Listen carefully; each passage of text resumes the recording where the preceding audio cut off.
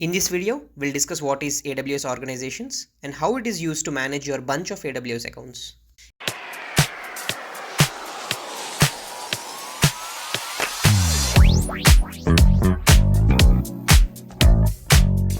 AWS Organizations is a service that helps you manage multiple AWS accounts under one central management account.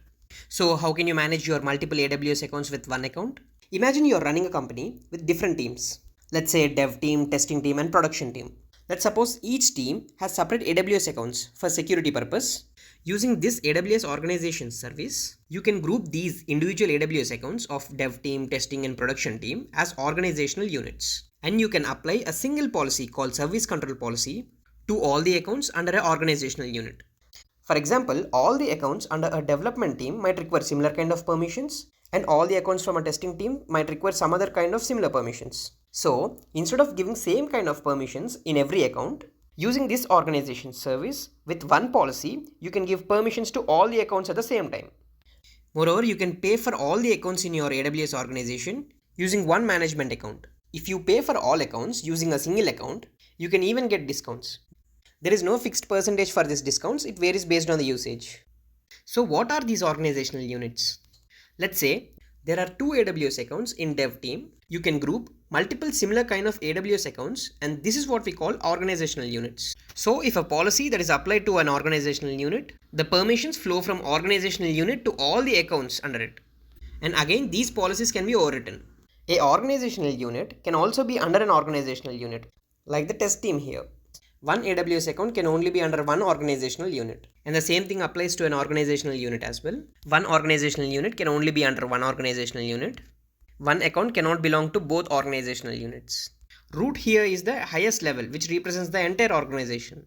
Now it's time for demo. For this, I'll take you to my console. This is a dashboard of AWS Organizations service. AWS Organizations is a global service. I already have an organization created. If it is the first time for you, there will be a create organization button. If you click that, by default under root, you will have a management account. Management account is also called as master account. It is the account where you will initiate these organizations. This account is master account through which I have created organizations, right? If I click this add AWS account button, there are two methods to add an account to the organization. First method is you can create a new account with this organization, and those accounts will automatically use the billing details, address and everything of this management account. And the second method is you can invite an already existing AWS account to this organization by sending invitation link to that account.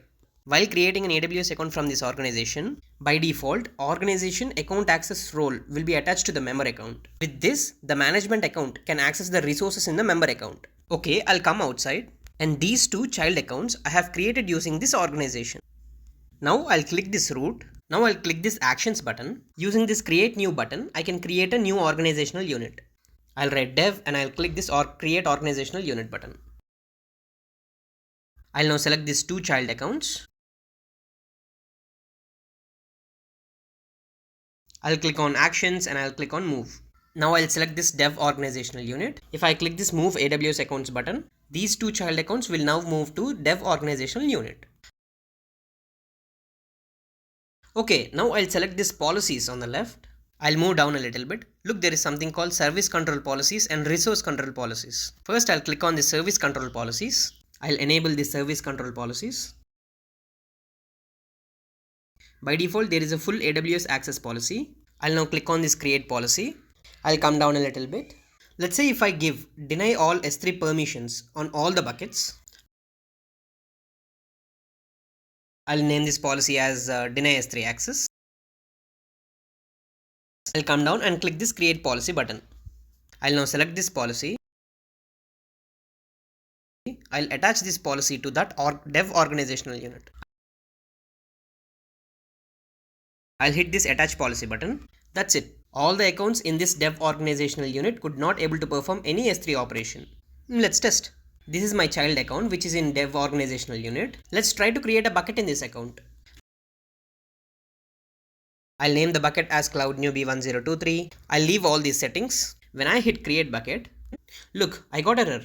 Failed to create bucket. When I hit this API response, root user is not authorized to perform create bucket operation with explicit deny in service control policy. Even though I logged in as a root user to this account, Because of that service control policy, I could not be able to create the bucket. Now I hope you understood the power of AWS organizations. Even the root user could not able to perform some basic actions. Now I'll come back to my management account. I'll click on this resource control policy under this policies. I'll enable these policies. By default, there is a RCP full AWS access policy. Let's create a new resource control policy. I'll come down a little bit. Did you observe the difference in the policy structure? In service control policy and resource control policy? In service control policy, there is no principal. In resource control policy, you can only write deny in effect. If you try to write allow, it won't allow. And also in principal field, only star is allowed.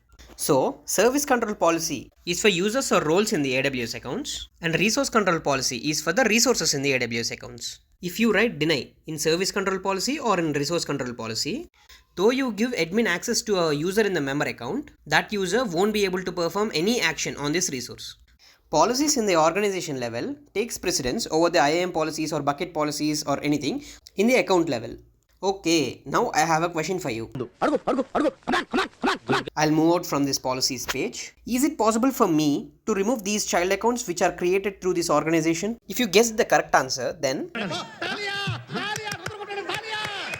it's not possible for me to remove these child accounts from the organization, as these child accounts depend on the master account for the billing. You have to enable billing for these child accounts and then you can remove these accounts from the organization. If you want to remove any invited account from this organization, yes, this is possible, as the invited account already has the billing set, right? Okay, that's it for this video. I hope you liked it. Thanks for watching and subscribe for more content on AWS and DevOps.